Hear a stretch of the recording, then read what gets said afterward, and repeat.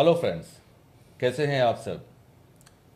हमारे पॉडकास्ट में आप सभी का स्वागत।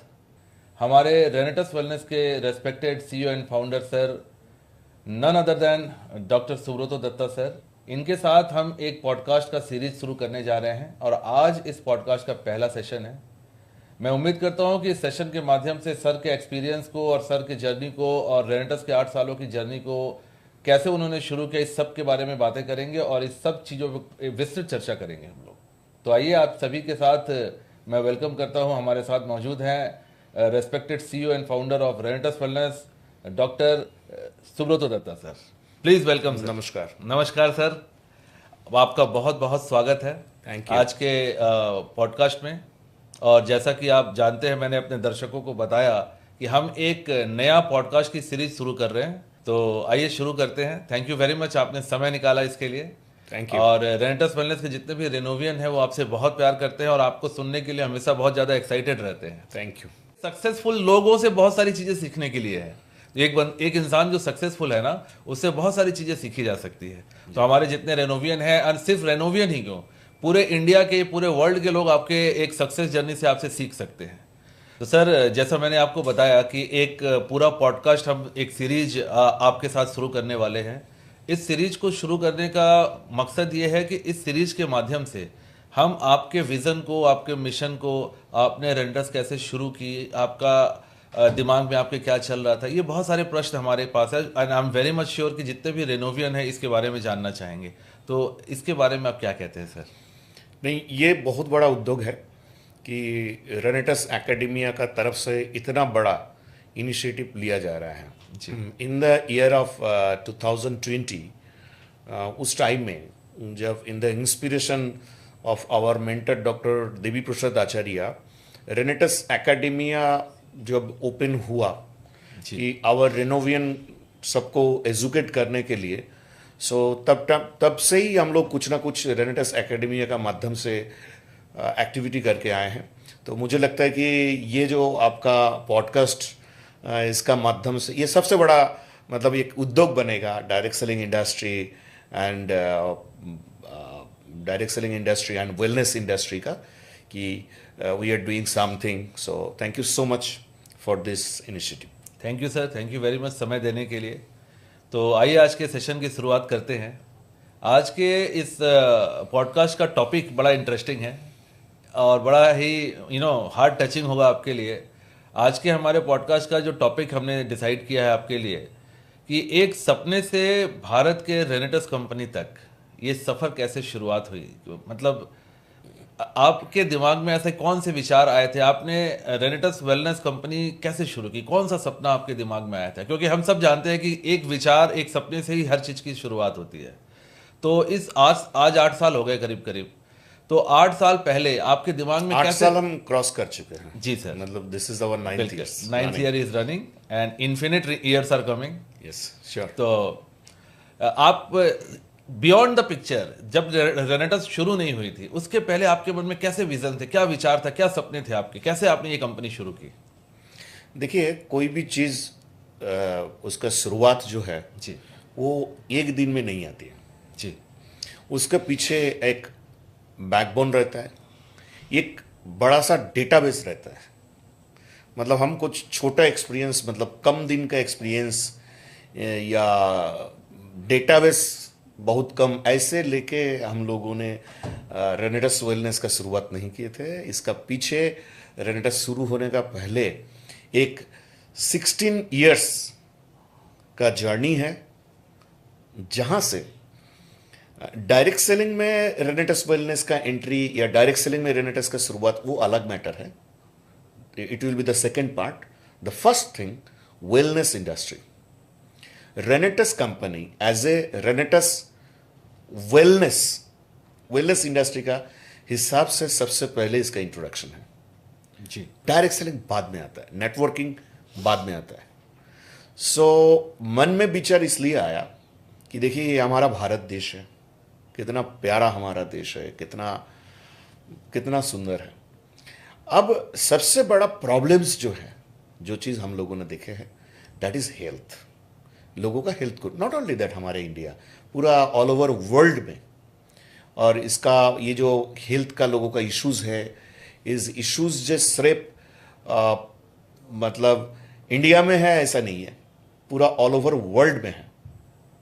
एक ग्लोबल प्रॉब्लम ग्लोबल है। प्रॉब्लम ये है। जी उस जगह का एक जो पार्ट है, उस प्रॉब्लम को सोल्यूशन करने के लिए the only one industry that is wellness industry. जी गॉट इट। तो ये दिमाग में आया। सो एक मन में था, क्योंकि 16 इयर्स का बैकबोन ऑन वेलनेस इंडस्ट्री, उसका माध्यम से ही हम लोगों ने काम किए हैं। इन द ईयर ऑफ 2003 मेरा जर्नी स्टार्ट हुआ, एंड आफ्टर दैट ऐसे करते करते कि देखा कि क्यों ना मैं भी एक हिस्सा बन सकता हूँ, कुछ वेलनेस प्रोडक्ट्स को इंट्रोड्यूस करता हूँ, कुछ मतलब एकदम छोटा सा ही शुरुआत हो, लेकिन करते करते करते करते बड़ा लेवल पे, जो आज आप 9 इयर्स रनिंग आप देख रहे हैं कि कितने प्रोडक्ट लाइन ऑफ प्रोडक्ट हमारा बढ़ चुके हैं, एंड प्रॉब्लम सॉल्व तो हो रहा है, बहुत बढ़िया तरीका से हो रहा है। And we have lots of testimonials, लोग बता रहे हैं कि कैसा उनका मतलब बेनिफिट्स मिल रहा है थ्रू आवर प्रोडक्ट। तो रेनेटस का शुरुआत इसी जगह से हुआ है कि हम लोगों को एक वेलनेस असिस्टेंस का ज़रूरत है।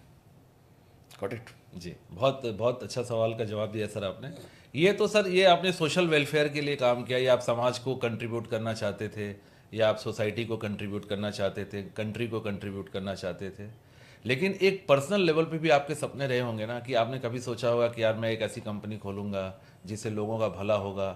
तो कैसे सपने थे आपके? ये जानना चाहते हैं सर, अब थोड़ा सा पर्सनल लेवल पे रिक्वायरमेंट्स बताइए। है इंडिया में। अच्छा। इंडिया में देखिए, पूरा हमारे देश में जैसे हेल्थ का इश्यूज मैं आपको बता रहा हूँ, ऐसे अनएम्प्लॉयमेंट इसका भी, क्योंकि हमारे देश में कितने 140 करोड़ पॉपुलेशन है।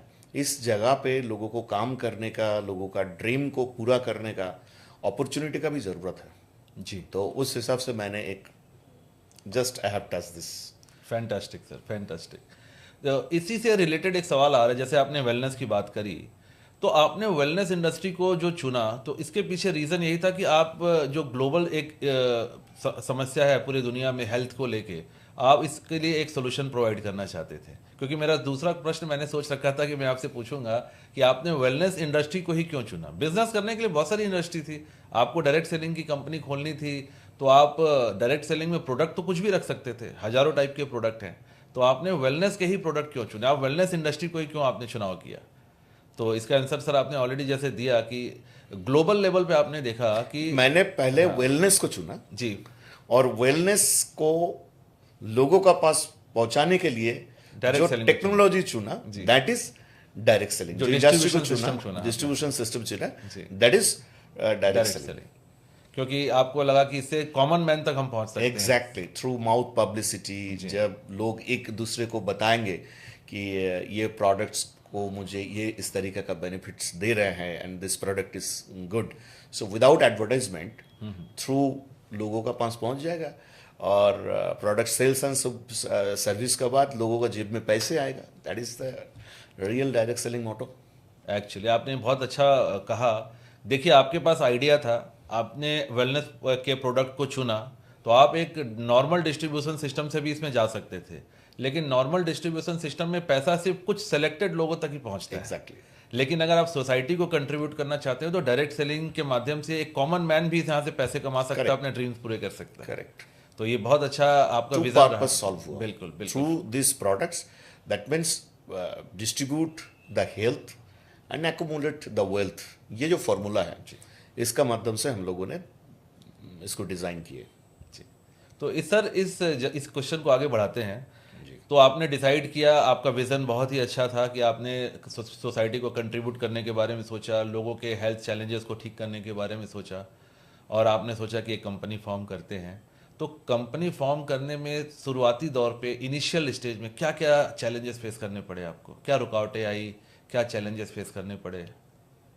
चैलेंजेस बहुत होता है, कोई भी चीज़ आप जब चालू करेंगे जी, तो चैलेंजेस तो आएगा। Not only that, in this industry, दुनिया का कोई भी इंडस्ट्री में जाइए, किसी भी जगह पे जाइए, कब किसी भी जगह पे आप देखेंगे पैराशूट लैंडिंग नहीं हुआ है। जी, मतलब कोई टपक के सक्सेस आ गया, ऐसे नहीं हुए। वो ग्रास शूट हुआ है, मतलब एकदम मेहनत कर करके जाना पड़ेगा। चैलेंजेस है, रेड थाउजेंड्स। कारपेट एंट्री किसी को नहीं मिलती है। नहीं, वो नहीं मिलता है, वो दैट इज वो पैराशूटिंग वाला है ही नहीं। और आपका ग्रास शूट लेवल से ही आपको जाके करना पड़ेगा, और ग्रास शूट लेवल से जब जाके आप करेंगे देन जो एक्सपीरियंस आपको मिलेगा वो एक्सपीरियंस सबसे इंपॉर्टेंट है। ये सवाल पूछने का मेरा मकसद ये है कि बहुत सारे लोग जब सक्सेसफुल लोगों को देखते हैं ना, तो उनको लगता है कि ये ओवरनाइट सक्सेस मिला है इनको, इनका किस्मत बहुत अच्छा था, इनको कोई सपोर्ट मिल गया, इन उसको हाँ, मिल गया, उसका हो गया। तो सक्सेसफुल लोगों को जब देखते हैं तो लोग करंट सिचुएशन देखते हैं, उसके पीछे का स्ट्रगल, उसके पीछे का सेक्रीफाइस, उसके पीछे का चैलेंजेस लोग नहीं देखते। उनको लगता है इनकी किस्मत अच्छी होगी तो इनका इनका मिल गया होगा, इनका कंपनी बन गई होगी, सक्सेस हो गया होगा। लेकिन जैसा कि आपने बताया कि पैराशूट एंट्री किसी को नहीं मिलती है, तो स्ट्रगल सबको करना पड़ेगा, सेक्रीफाइसेस करने पड़े होंगे आपको, बहुत सारे चैलेंजेस फेस करने पड़ेंगे, तब जाके एक सक्सेसफुल कंपनी बनती है। करेक्ट। है ना? तो ये ऑब्जेक्टिव और भी हमें हमारे जो रेनोवियन है इनको देने की ज़रूरत है कि डायरेक्ट सेलिंग में जो लोग आते हैं उनको लगता है कि एक क्विक रिच स्कीम है कि आज कंपनी ज्वाइन किया 3 महीने में करोड़पति बन जाएंगे, है ना? तो ऐसा नहीं होता। ये आपके सक्सेस स्टोरी से लोगों को समझ में आना चाहिए कि इतनी बड़ी कंपनी बनाने के पीछे कितने रात का जगना हुआ होगा, कितना स्ट्रगल हुआ होगा, कितने ज़्यादा सेक्रीफाइसेस हुए होंगे, तब जाके एक सक्सेसफुल कंपनी रन करती है, आप सफल होते हैं। Right sir? Actually it's not the matter of schemes, जी, it's a matter of develop the skill. Exactly. Skill है, स्कीम नहीं है।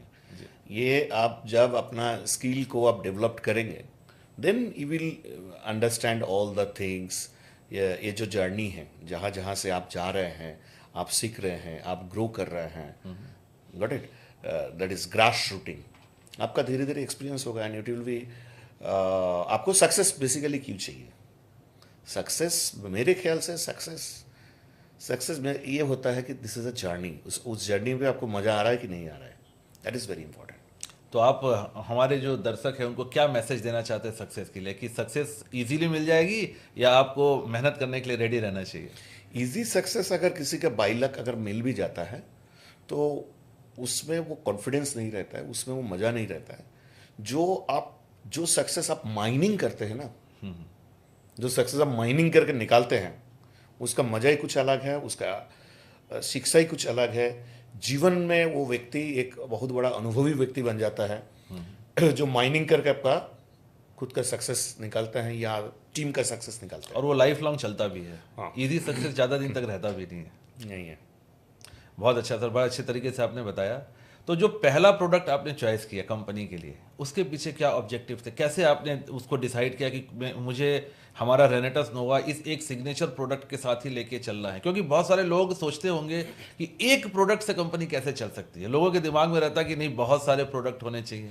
हाँ, बहुत सारे प्रोडक्ट ऑब्वियसली होना चाहिए जी लेकिन हम लोगों ने शुरुआत एक प्रोडक्ट से की है। इसका मतलब ये नहीं कि लाइफ टाइम हमें एक ही प्रोडक्ट चलाना है। जी उस टाइम का जो सिचुएशन था, उस टाइम हमारे पास मतलब जितना R&D था, उस टाइम जितना कैपेबिलिटी था, उस टाइम उस हिसाब से हमने एक प्रोडक्ट लेके हमने चालू किए हैं। हमें अगर एक प्रोडक्ट ही रखना है तो अभी तक भी एक प्रोडक्ट ही रखते हैं। ज़रूरत का हिसाब से हमने भी मार्केट सर्वे किया, हमने भी लोगों का रिक्वायरमेंट्स जो है वो स्टडी किया। स्टडी करके देखा कि नो, हमें टूथपेस्ट भी चाहिए, हमें सोप भी चाहिए, गॉट इट, हमें एग्रीकल्चर वाला प्रोडक्ट्स भी चाहिए।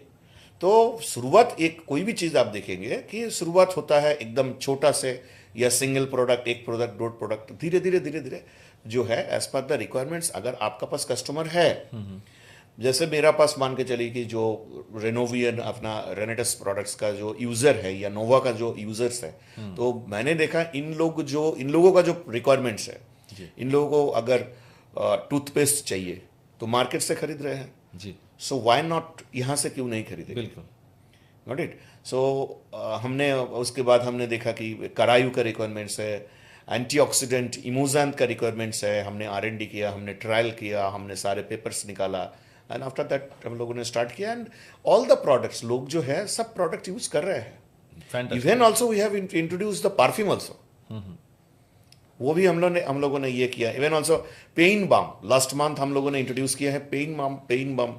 तो मैंने छोटा मतलब एक MOQ उस हिसाब से किया तो करके देखते हैं क्या होता है, क्या रिस्पॉन्स आता हाँ है? क्या रिस्पॉन्स आता है। सो वो ओवर सेलिंग हो गया प्रोडक्ट्स, मतलब 3 दिन 4 दिन में पूरा हमारा स्टॉक खाली हो गया। एंड आफ्टर दैट हमें और भी मतलब 10 गुना बढ़ा करके कंसाइनमेंट हमें ऑर्डर देना पड़ा। People are fantastic, enjoying. Fantastic sir. लोगों को चाहिए थोड़ी ना एक प्रोडक्ट्स में पूरा रिक्वायरमेंट था। शुरुआत हमने किया, बट जैसे जैसे मतलब हमारा डिस्ट्रीब्यूटर्स लोग बढ़ते गए, डायरेक्ट सेलर्स जैसे जैसे बढ़ते गए, तो उस हिसाब से हमने ज़रूरत का हिसाब से लोगों का Expand किया। ज़रूरत पूरा करने का Expand हमने करते गए। कोशिश किए हैं। और उस कोशिश का नतीजा जो है, इतने सारे प्रोडक्ट्स आप देख रहे हैं, आगे जाके और भी होगा।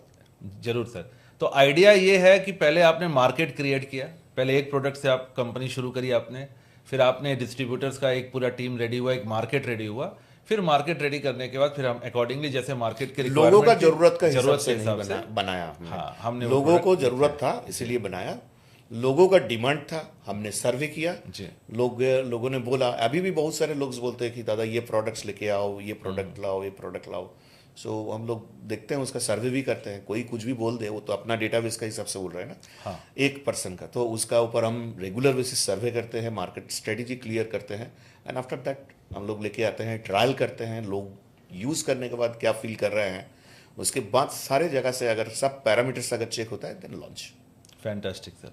तो इसी क्वेश्चन को आगे बढ़ाते हुए एक और क्वेश्चन लेना चाहूँगा मैं कि कंपनी का विजन क्या है अगले 10 सालों के लिए? जैसे 2026 में बैठे हैं हम लोग, तो 2035 या 2036 तक कंपनी कहाँ अपने आप को देखती है in terms of product, in terms of turnover, in terms of overseas business हम लोग करने जा रहे हैं? जैसा कि आप बता रहे हैं कि बहुत जल्दी रेनेटस ओवरसीज चली जाएगी, विदेशों में काम करेंगे हम लोग। तो अगले 10 से 11 सालों में आपका विजन क्या है? कहाँ देखते हैं आप अपने आप को, कंपनी को, प्रोडक्ट्स के मामले में, ओवरसीज बिजनेस के मामले में? मतलब 10 साल 12 साल का माइलस्टोन में हम लोग हाँ, कहाँ तक जी, जाए। जी, मैं आपको सिंपल आपको एक बताता हूँ। ये जो 8 साल बेमिसाल, जी, जो लास्ट 3 जुलाई हमारा कंप्लीट हुआ 8 किया। साल, and we are 9 years running। 9 years में हम लोग हैं। तो हम एक प्रोडक्ट से चालू किया, उसके बाद लगभग 40 प्रोडक्ट्स हमने लाया। जी।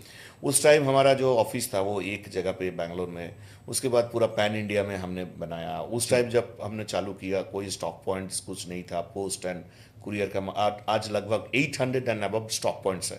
सो ये ग्रोथ हुआ, बिल्कुल। ठीक है। ऑब्वियसली आफ्टर 10 ईयर्स इसका minimum to minimum 10 times growth में तो लेके जाएंगे। एज अ बिजनेस एस्पेक्ट से अगर आप देखेंगे, सो वो करेंगे। अब आज हम एक कंट्री में काम कर रहे हैं, and within 2026 we will launch at least 10 country. 31 March तक 2027 आप देखेंगे रेनेटस ओवरसीज जाएगा, एवं कम से कम 10 कंट्री में वी विल स्टार्ट। और हमारा प्रोडक्ट डिस्ट्रीब्यूशन सिस्टम, हमारा प्रोडक्ट्स वो सब जगह पे जाएंगे। And already I have finalised 4 countries.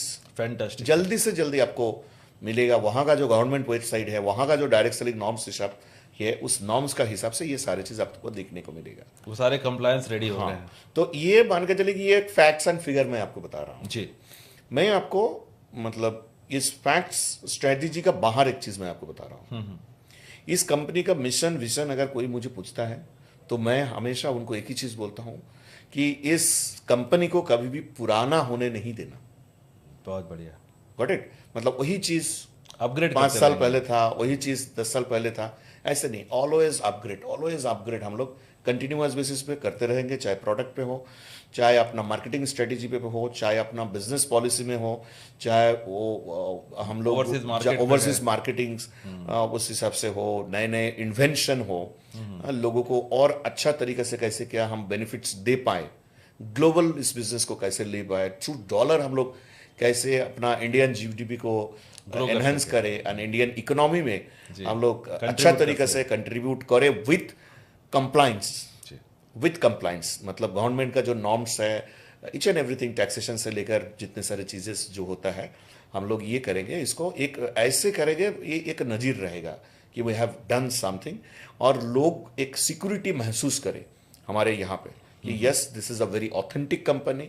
इस कंपनी का कंटिन्यूअस ग्रोथ है, इसका डेवलपमेंट है, एंड न्यू सब्जेक्ट्स पे कंपनी जो है, ऐसे नहीं, we are not a rigid. हम डेली बेसिस अपना स्टडी करते हैं और क्या कर सकते हैं, और एड ऑन क्या कर सकते हैं। That's why now we are researching on equipments. Yes, equipments. जी। मैं इस जगह पे आपको एक दो चीज बोलूंगा कि ये जो सिटिंग है ना, sitting is the actually next smoking. Smoking से जो नुकसान पहुंचते हैं उसके बाद अगर किसी चीज़ से अगर नुकसान पहुंचते हैं दैट इज कॉल्ड सेटिंग। इसका ऊपर बहुत बड़ा हम लोगों का R&D टीम का ट्रेनिंग है। तो हम लोग कुछ ऐसे इक्विपमेंट्स लेके आने वाले हैं। Already we have done all this and we are waiting for the government certification. क्योंकि आपको पता होगा लास्ट 9 ईयर्स हम लोग कंप्लाइंसेस के मामला में एकदम पूरा फोकस्ड रहते हैं। हम बिजनेस करेंगे, जरूरत ऑब्वियसली करेंगे, बट कभी भी किसी भी गवर्नमेंट कंप्लाइंस को वायलेट करके नहीं करेंगे। That's why we are waiting. So कुछ इक्विपमेंट्स ऐसा भी आ रहा है कि मान के चलिए कि 45 मिनट्स जॉगिंग करके जिस तरीके का आपका blood flow and blood circulation होगा वो 15 मिनट्स में दे सकते हैं। ये सब अभी हम लोग रिसर्च में है। ये मैं ऑफिशियली आपको उस हिसाब से नहीं बता रहा हूँ, but you will see.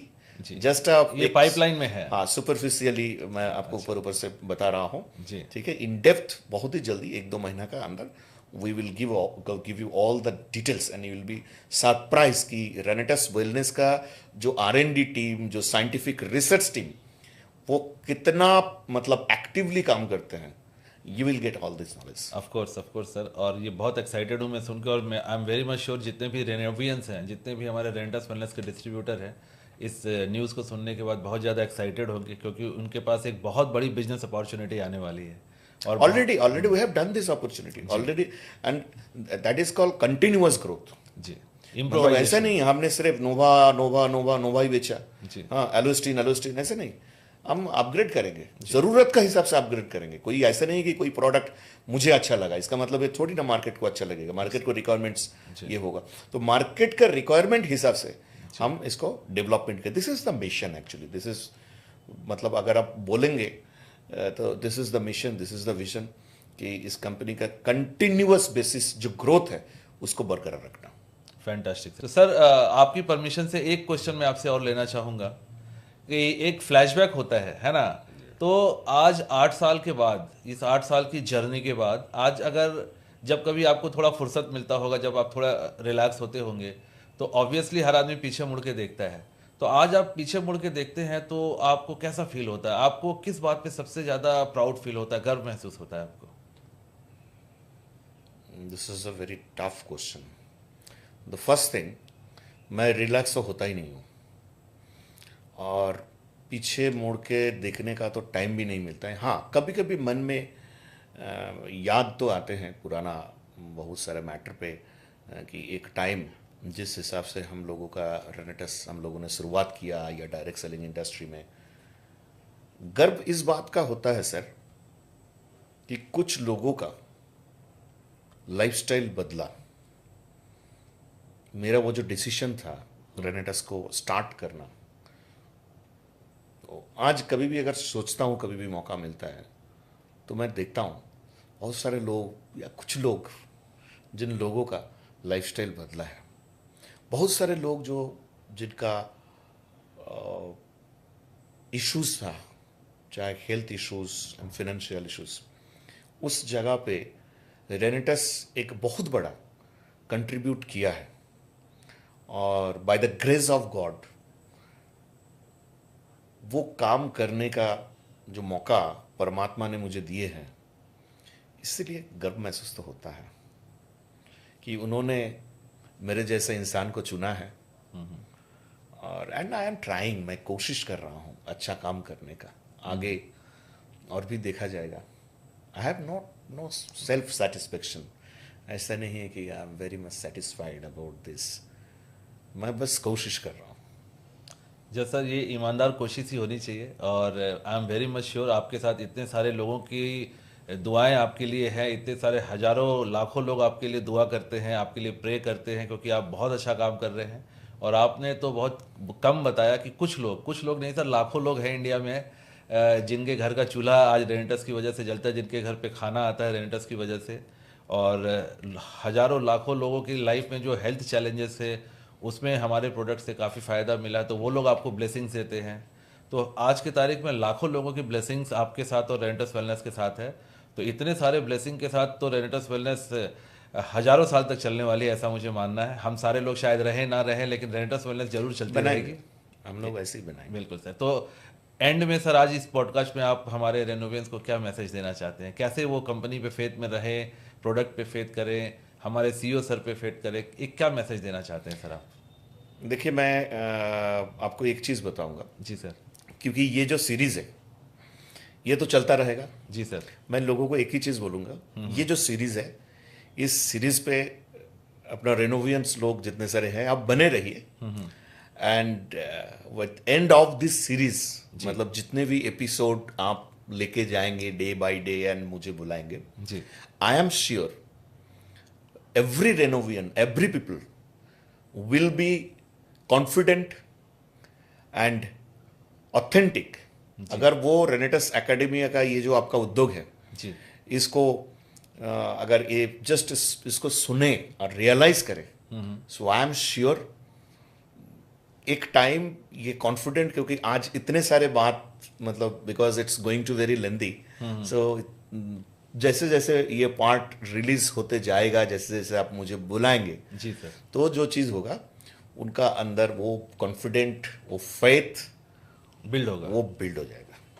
Thank you sir, thank you very much. और आज के सेशन में समय देने के लिए इस पॉडकास्ट में बहुत बहुत शुक्रिया सर आपका। एंड मैं उम्मीद करता हूं कि इस पॉडकास्ट से आप सभी को बहुत सारी जानकारियां मिली होंगी। हमारे जितने भी सोशल मीडिया के पेजेस हैं, आप उनको लाइक, शेयर एंड सब्सक्राइब करें। और अगर आपका कोई कमेंट है, कोई सुझाव है, कोई प्रश्न है, तो आप नीचे कमेंट के सेक्शन में लिखें। अगले पॉडकास्ट में हम जरूर सर से वो सारी चर्चा करेंगे। आज के पॉडकास्ट में बस इतना ही। Thank you.